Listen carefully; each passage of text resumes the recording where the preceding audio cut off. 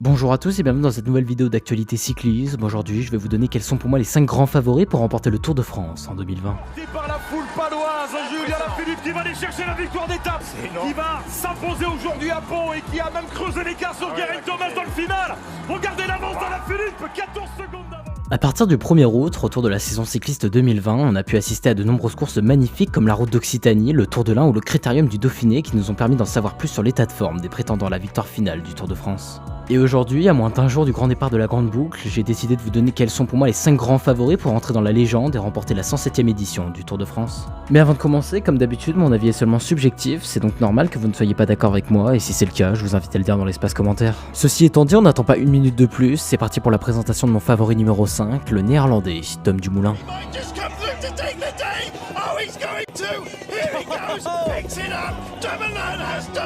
King of the mountain, king of the hills, king of the time trial, and I think king in waiting of this Giro d'Italia. Après avoir remporté un magnifique Tour d'Italie et le titre mondial du contre-la-montre en 2017, puis terminé deuxième du Giro et du Tour en 2018, Tom Dumoulin va réaliser une saison blanche en 2019 après son abandon sur la 4e étape du Giro qui le conduira au forfait pour le Tour de France. Nous sommes donc en août, au retour de la saison cycliste 2020, et dans sa nouvelle équipe, la formation Jumbo-Visma, Tom Dumoulin se murera en équipier auprès de ses leaders sur le Tour de l'Ain et le début du Critérium du Dauphiné. Mais après l'abandon de Primoz Roglic,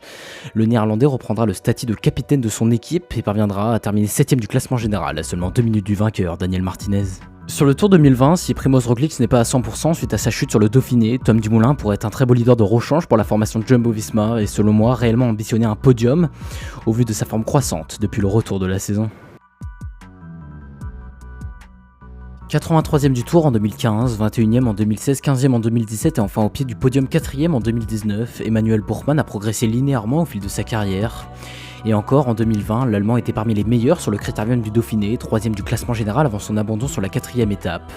Il est clairement, selon moi, un prétendant sérieux à un premier podium sur les routes du Tour. Le tenant du titre de la Grande Boucle, Egan Bernal, aura réalisé une saison 2020 en demi-teinte, d'abord impériale sur la route d'Occitanie où il remportera l'étape reine et le classement général final de la course, puis battu par Primoz Roglic sur le Tour de l'Ain une semaine plus tard pour finalement réaliser un Critérium du Dauphiné assez décevant où le Colombien ne sera pas souverain sur les étapes de montagne, en terminant souvent dernier du groupe des favoris et où il abandonnera au départ de la 4e étape à cause de douleurs au dos. C'est donc un Egan Bernal beaucoup moins souverain qu'en 2019 que l'on a retrouvé en cette saison 2020 et le parcours, bien que très montagneux du Tour de France, n'avantage pas tant que ça le Colombien puisqu'on n'y retrouve seulement que 2 cols qui dépassent les 2000 mètres d'altitude.